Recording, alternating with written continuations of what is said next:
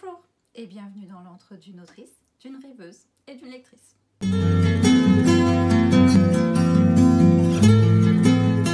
Jusqu'à présent, mes vidéos se sont surtout concentrées sur mes rêves et mes lectures.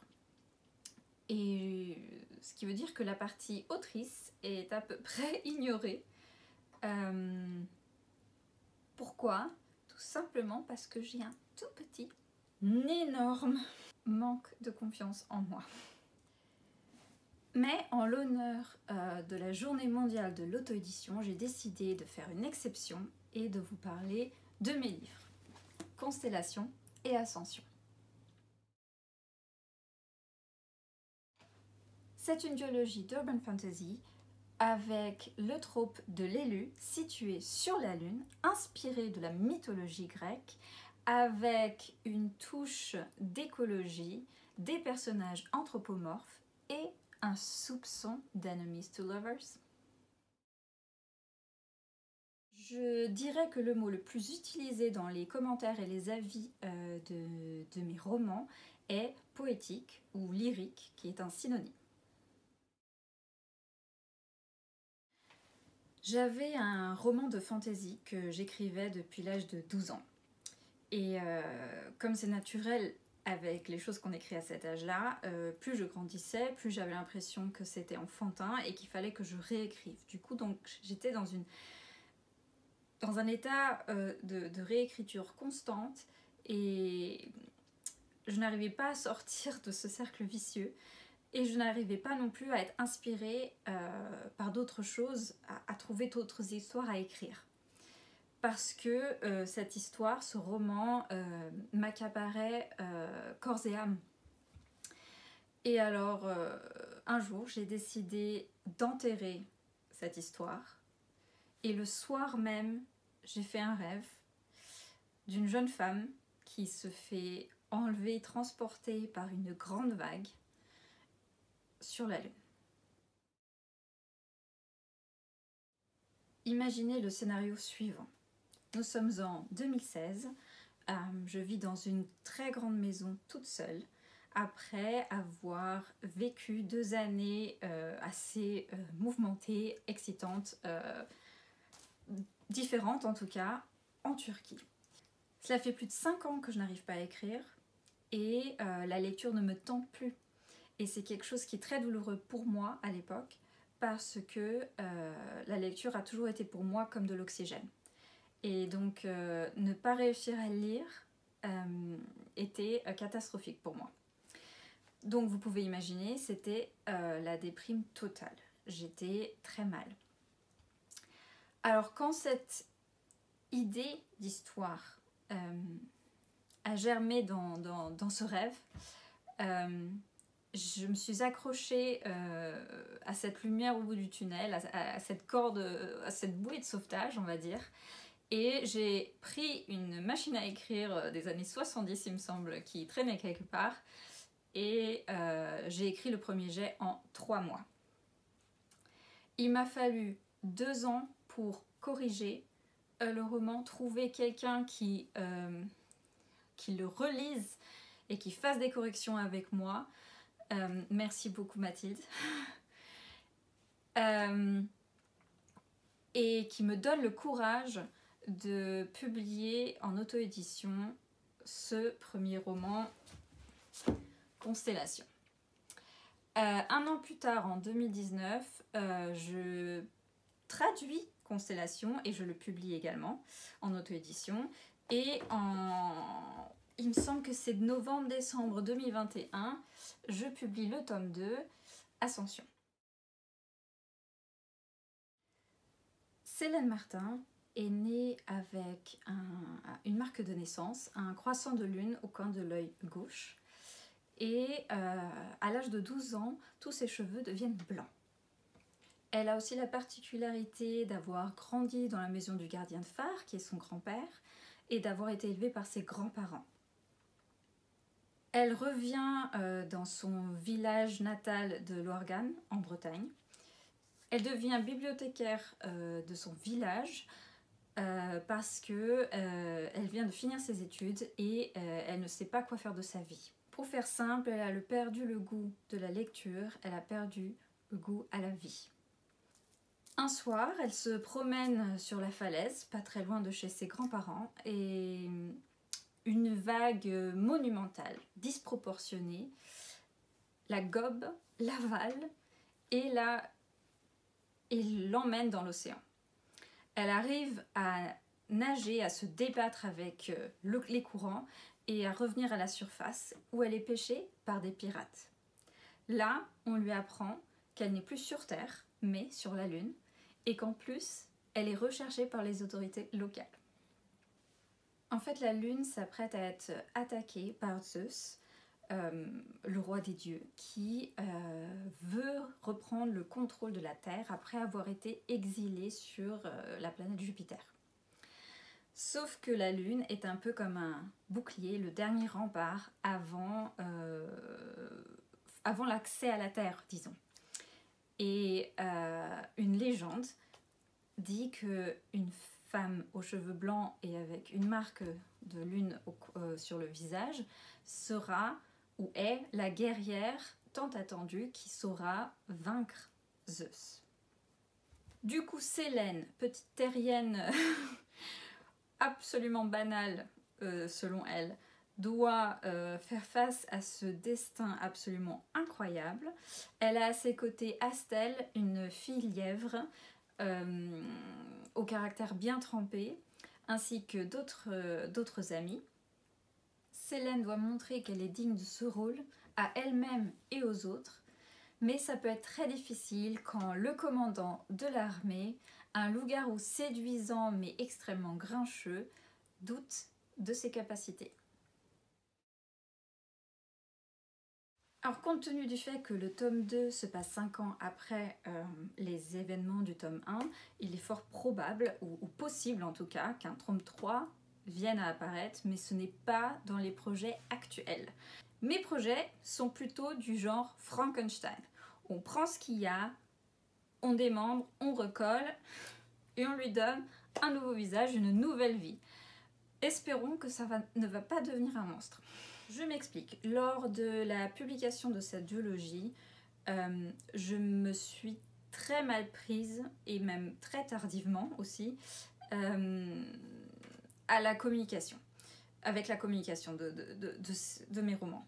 C'est-à-dire que je n'ai créé qu'un compte Instagram après la publication du premier roman, je n'ai pas su créer un buzz avant pour qu'il y ait le plus de lectrices intéressées. Ce qui a eu comme conséquence que le succès de mon livre n'était pas fou, on va dire, si on peut parler de succès. Non, on peut pas parler de succès.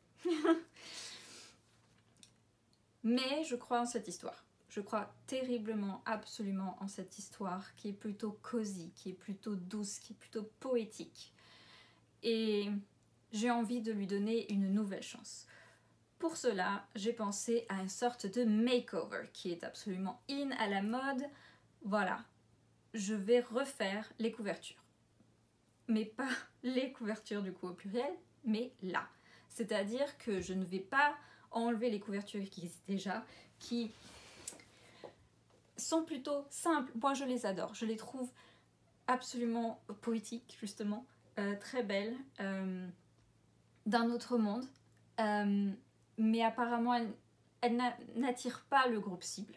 Du coup, que vais-je faire? Une intégrale avec une nouvelle couverture absolument pimpante, toute belle, qui attirera, je l'espère, le groupe cible et créer un buzz autour de sa nouvelle sortie. On croise les doigts pour voir si j'aurai évolué dans la com.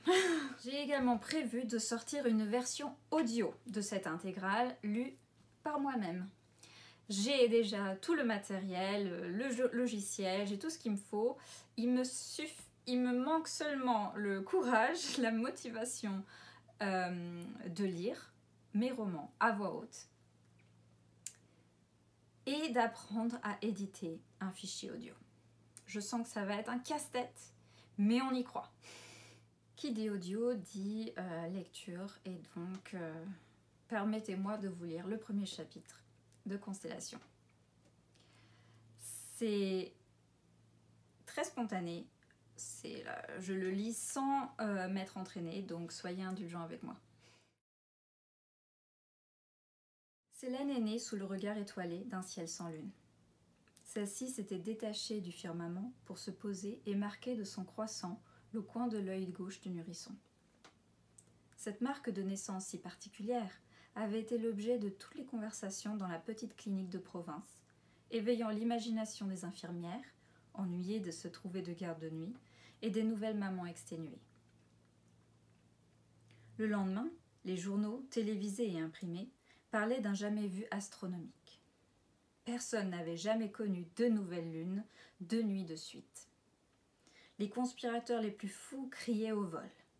Les Américains devaient forcément être à blâmer, il ne leur suffisait pas d'avoir mis le pied dessus, il fallait qu'il ait à eux tout seuls, sans se soucier des conséquences écologiques que cette action aurait sur la planète.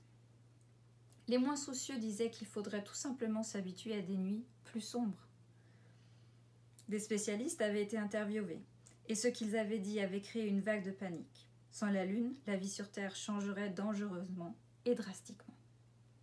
La force gravitationnelle de la Lune étant la cause du ralentissement de la rotation de la Terre, sans elle, les jours finiraient par durer entre 6 et 12 heures. Les marées diminueraient de taille, l'axe d'inclinaison de la Terre subirait une variation qui causerait des changements climatiques absolument effrayants, des saisons inexistantes ou extrêmes, sans oublier des phénomènes météorologiques catastrophiques. Si la Lune n'avait pas existé, avait expliqué un professeur de l'université de Harvard, l'être humain tel que nous le connaissons n'aurait jamais existé. Cela va sans dire que si notre satellite bien-aimé venait à disparaître, la vie souffrirait de changements drastiques. Ce serait l'apocalypse. Mais lorsque la nuit suivante, la Lune avait reparu dans le ciel, reprenant le cours naturel de son cycle, l'événement avait été oublié avec l'embarras de celui qu'on surprend en pleine hystérie superstitieuse. Du jour au lendemain, les inquiétudes s'étaient tues. En revanche, la marque de naissance qui lui avait valu le prénom de Célène était restée, symbole indélébile de son destin hors du commun. Sa mère, Anne Martin, sans être une véritable spiritualiste, avait néanmoins une fascination pour tout ce qui était païen et symbolique. Elle avait été radieuse en découvrant ce petit détail qui rendait sa fille si unique. Se détacher de la norme avait toujours été une sorte de religion pour Anne. Elle était loin de se douter que c'était justement ce désir d'être unique qui la rendait si désespérément identique aux autres. Anne et son bébé avaient emménagé chez ses parents, dans un petit village côtier de Bretagne, du nom de Loargan. Ils habitaient dans la maison du gardien de phare, en haut d'une falaise surplombant les humeurs de l'océan Atlantique. À leur arrivée, les villageois s'étaient précipités, aussi vite que l'abrupte montée vers le phare et la maison leur permettait, curieux et pleins de bonne volonté pour donner leur bénédiction au bébé. Ils admirèrent ses beaux yeux bleus étonnants, qu'elle tenait de sa mère, déduisirent que ses cheveux blonds lui venaient de son père, qu'Anne avait gardé anonyme. Mais ce fut la symbolique de la naissance de Célène qui avait fait le plus parler. Célène était destinée à de grandes choses, mais toujours sous l'anonymat des ténèbres lunaires. Anne avait ri. Ils avaient insisté. Née un 1er du mois, le 1er jour de la semaine, lors de la première phase du cycle lunaire, il n'y avait aucun doute qu'elle était née sous le signe du renouveau et de la renaissance. Ce que cela signifiait réellement, il l'ignorait. Le renouveau pouvait se manifester de plusieurs manières. Mais une chose était sûre, elle serait différente et solitaire, à l'image d'un ciel sans lune. Claire et Pierre Martin, les parents d'Anne, n'étaient pas des gens superstitieux, et ce fut bien la seule chose qu'ils avaient réussi à inculquer à leur fille.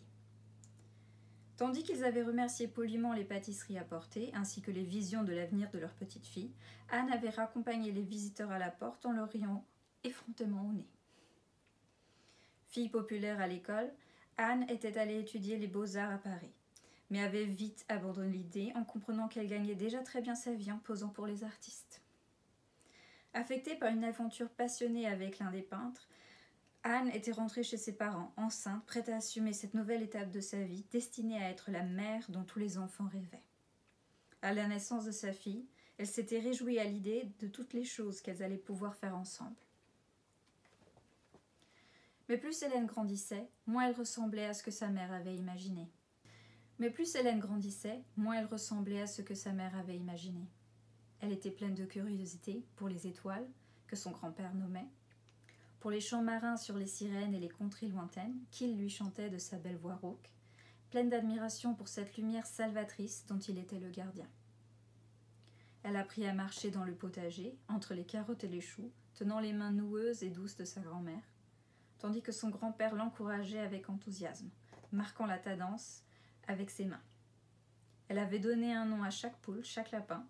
Percée par les contes de sa grand-mère, Célène avait très vite compris que les livres détenaient les merveilles auxquelles elle aurait un accès illimité si elle savait lire. Ce fut tâche vite faite, vite accomplie. À l'âge de 4 ans, elle lisait déjà ses contes préférés.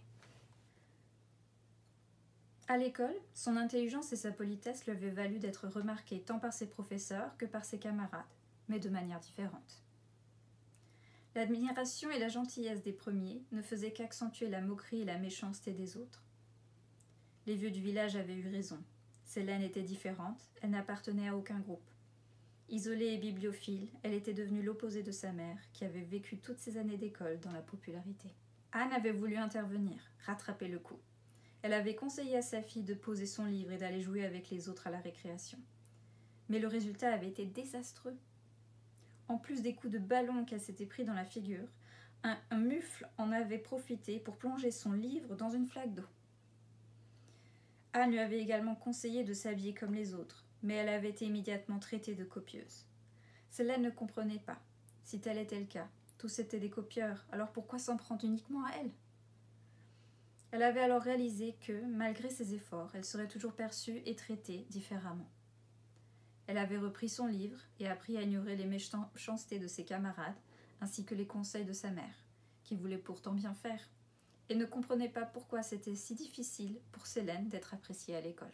Ce fut un échec personnel pour Anne, et cela eut pour résultat de l'éloigner davantage de sa fille. En Célène, elle ne retrouvait d'elle-même que ses yeux, pas la miniature de sa personne qu'elle avait imaginée, cette fille avec laquelle elle partagerait tous ses secrets. En l'observant de loin, Anne ne voyait que de la faiblesse dans sa douceur, que de la timidité dans ses grands yeux attentifs, qu'une étrangère dans cette voix qui l'appelait maman. Mais ce n'était que le miroir de ses propres incertitudes, de ses propres faiblesses. Elle voyait dans ce petit être qu'elle avait mis au monde, l'enfant, la personne qu'elle aurait pu devenir si elle s'était comportée différemment. La maternité n'était, en fin de compte, pas ce qu'elle avait imaginé, et Anne commença à étouffer. Elle refusait de vivre dans l'ombre de cet échec. Les jours qui avaient précédé le 8e anniversaire de Célène, Anne fut aperçue par sa mère à regarder le lointain, avec une telle force, un tel besoin, une telle faim de liberté que Claire avait prédit avec chagrin le départ imminent de sa fille. Quand le 1er juin arriva, ses bagages étaient prêts devant la porte. Était-ce par cruauté qu'elle avait décidé de partir le jour de l'anniversaire de Célène ? En partie. Elle sentit que c'était le cas, et cette honte n'avait fait que renforcer sa décision. Elle aurait pu partir à n'importe quel moment, mais elle avait voulu partir le jour de la naissance de Célène, le jour symbolique où sa vie avait changé. Son départ effacerait cette date même alors qu'elle lui en tournerait le dos. Son départ annulerait la naissance de Célène. Une fois montée dans le train, jamais elle n'aurait mis au monde la personne qui, par son innocence et sa tendresse, l'avait fait se haïr elle-même. Anne avait embrassé Célène avec une froideur qui avait recouvert le soleil d'un pesant nuage. Célène avait ressenti dans cet au revoir le goût amer de la faim. Elle savait qu'elle ne reverrait plus sa mère. Elle avait hurlé et s'était débattue dans les bras de son grand-père, tandis qu'Anne marchait vers le village. Célène était parvenue à se libérer et avait couru après sa mère, pleurant, l'appelant, la voyant s'éloigner les bagages à la main. Célène avait trébuché, était tombée. Les larmes coulant à flots de ses grands yeux, le sang de sa lèvre coupée, elle avait levé péniblement la tête, mais Anne ne s'était pas retournée. Les mois qui avaient suivi, le silence de Célène n'était rien comparé à la détresse qu'elle ressentait face à cet abandon. Mais la rivière du temps coule, polit les pierres et reprend son cours. La douleur marquée au fer blanc n'était plus visible. Elle avait transpercé la peau et s'attardait dans un coin douloureux de ses souvenirs. Mais Célène avait continué de grandir et aimé aux soins de ses grands-parents. Au fil des années, elle avait appris qu'être différente n'était pas nécessairement une mauvaise chose. Habituée à être rejetée par ceux de son âge, elle était appréciée des gens du village, qui la trouvaient gentille et attentionnée. Elle avait beaucoup de temps pour lire et étudier, et se complaisait à aider ses grands-parents aussi souvent qu'elle le pouvait. Malheureusement, elle avait dû refaire face aux moqueries lorsqu'à l'âge de 15 ans, elle avait été atteinte de calvitie prématurée. En 6 mois, sa chevelure avait perdu toute sa pigmentation et était devenue blanche comme la neige. Elle était devenue la fille aux cheveux blancs, abandonnée par ses parents dans un phare. Leur dire qu'elle n'habitait pas vraiment dans le phare aurait été inutile. Ils utilisaient toujours ces paroles contre elle. Et puis qui était-elle pour corriger ceux qui ne voulaient pas apprendre? Extrêmement consciente de son physique, incapable d'ignorer les regards, Célène s'était éloignée encore davantage des autres. Même les villageois avaient commencé à s'étendre sur des théories farfelues. Mais ils arrivaient tous à la même conclusion. C'était à cause de la lune. Elle les entendait tous murmurer et se rappeler le jour où, la voyant bébé, ils avaient prédit qu'elle serait différente.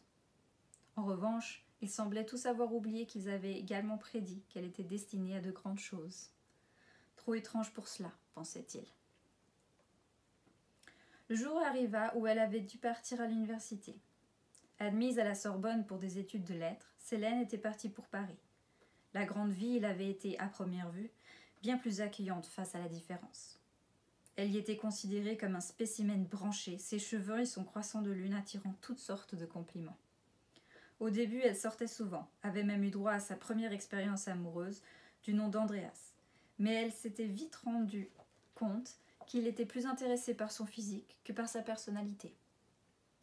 La première de plusieurs déceptions amoureuses. Au bout d'un mois de soirée, Célène avait compris que celle-ci n'avait pas lieu dans le but de faire se rencontrer des étudiants. Elles auraient lieu tous les soirs, toute l'année durant, fréquentées par tous ces jeunes qui n'avaient aucune idée de ce qu'ils étaient venus faire à l'université, excepté perdre leur temps et faire plaisir aux parents. Alors Célène avait cessé de sortir et s'était concentrée sur ses études, la rendant immédiatement moins branchée et intéressante aux yeux de ses soi-disant nouveaux amis. Puis, quand ils avaient appris que cette lune n'était pas un tatouage, ni ses cheveux une teinture, ils avaient compris que son apparence n'était pas due à un choix stylistique personnel. Ils ne l'avaient plus jugée digne de leur attention. Au fond, tant mieux, s'était-elle dit. Elle n'avait aucune envie d'être entourée de personnes qui attachaient tant d'importance au superficiel. Elle était venue pour étudier, et ce fut bien ce qu'elle fit pendant 5 ans, se spécialisant en édition. Elle avait passé une année de master à Édimbourg, où elle avait fait la connaissance de Liam, son premier grand amour. Il aimait la voir lire, il aimait la montrer à ses amis avec fierté, leur racontant à quel point elle était drôle et intelligente. Mais l'année terminée, Liam lui avait dit qu'il avait passé un bon moment avec elle et l'avait regardée retourner en France sans lui montrer qu'il avait envie qu'elle reste. Sa thèse écrite, diplômée avec mention, Célène était retournée au petit village où l'attendaient ses grands-parents. Le cœur brisé et l'âme lourde, elle s'était abandonnée à leur tendresse. Par chance, son retour avait coïncidé avec le départ à la retraite de la bibliothécaire, et la jeune femme s'était immédiatement proposée pour le poste. Choisie sans trop de mal, personne d'autre ne s'étant présenté, elle avait commencé son travail avec entrain, espérant enfouir ses peines et ses frustrations dans le royaume des livres, dont elle était à présent la maîtresse. Il va falloir que je travaille ma voix pour pouvoir lire toute l'intégrale à voix haute. Voilà, j'espère que vous avez aimé cette vidéo hors du commun par rapport à ce que je fais d'habitude. Sachez que j'ai montré plus de moi ici que dans d'autres vidéos. Ces romans sont très importants pour moi. Ils représentent une partie de ma vie qui était assez difficile, mais que j'ai réussi à surmonter grâce à l'écriture de ces romans. J'espère aussi que ce premier chapitre, un peu aux allures de prologue, vous ont inspiré ou donné envie de découvrir cette duologie, que ce soit tout de suite ou lors de la sortie de l'intégrale. Dans tous les cas, je vous trouverai le lien pour acheter mes romans dans la description. N'oubliez pas d'aimer la vidéo d'un pouce en l'air et de laisser un commentaire. Si vous ne savez pas quoi écrire, laissez-y un emoji de lune ou d'étoile. Ça m'aidera à vaincre cet algorithme de YouTube et mettre ma vidéo en avant. N'hésitez surtout pas à vous abonner, plus on est, plus on rit. Je vous dis donc à très bientôt pour une nouvelle vidéo. Portez-vous bien, lisez beaucoup. Allez, ciao!